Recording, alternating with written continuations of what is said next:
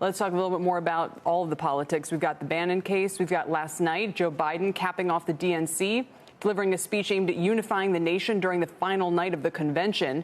The former vice president officially accepted his party's nomination for president and took direct aim at President Trump.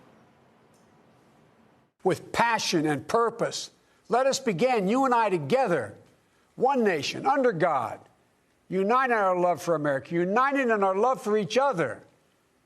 For love is more powerful than hate. Hope is more powerful than fear. And light is more powerful than dark. This is our moment. This is our mission. May history be able to say that the end of this chapter of American darkness began here tonight.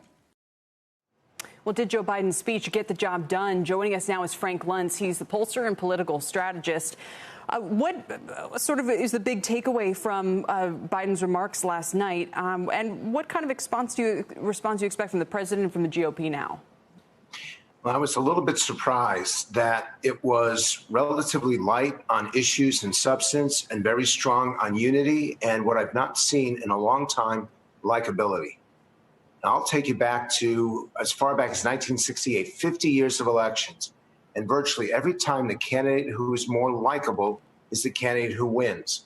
I had assumed before last night, that they would have focused on what they're going to do with taxes, what they're going to do with economic growth, delivering jobs, specifics, details, facts.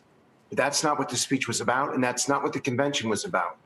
It was about whether a divided country prioritizes unity and about whether a country that is so negative and so pessimistic about current conditions, whether they prioritize not necessarily someone you'd have a beer with, but somebody you'd want to be with. Now, Donald Trump's campaign has been all about it takes a tough guy to do a tough job. And if you look at the advertising, that's what the message is. Biden's taken a completely different approach. And I got to tell you, from my polling and my focus groups, there was something to be said for what Biden did. The show is about economics. The show is about business. Yeah. There really wasn't much of that yesterday. But if we are going to choose unity and if likability is a priority, then Joe Biden did get the job done. So what does the president do now in response? Does he double down on his message or does he shift gears? Well, I would have expected that there would have been a battle over China. I would have expected that there would have been a battle over the way the economy was and is right now, as opposed to what it will be.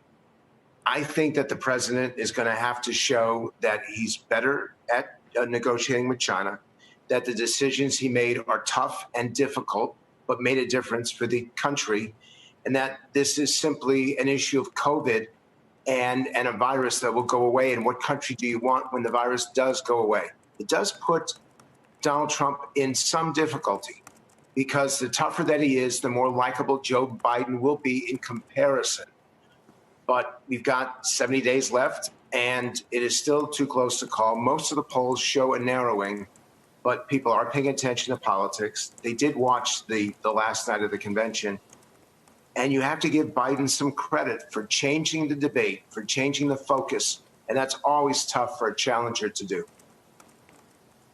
So, Frank, what's the usual bump, post-convention bump? Is it possible in a virtual setting to get that bump? What's going to happen next week? Do you think Republicans learned anything about how to do a virtual convention, and can they expect a bump next week, or will the tone of the convention be something that is exhausting, or you're talking about being nice? It probably isn't going to be that way next week, I would say. So is there anything we can look at in the past that gives us an indication of the post-convention bumps for either party this time around?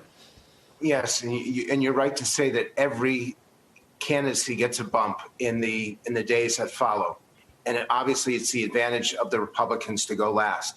The challenge is going to be, it's not as emotional when you don't have an audience. It's not as powerful when you're speaking like I am right now directly to camera, as opposed to speaking to thousands of people in a convention hall, and it makes it feel like you're speaking to millions of Americans out there.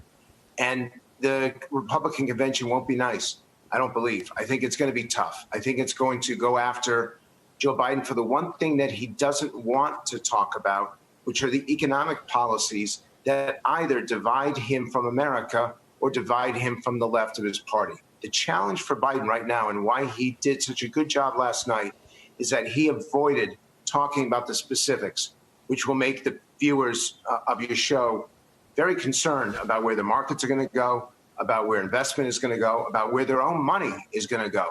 He didn't have to do that.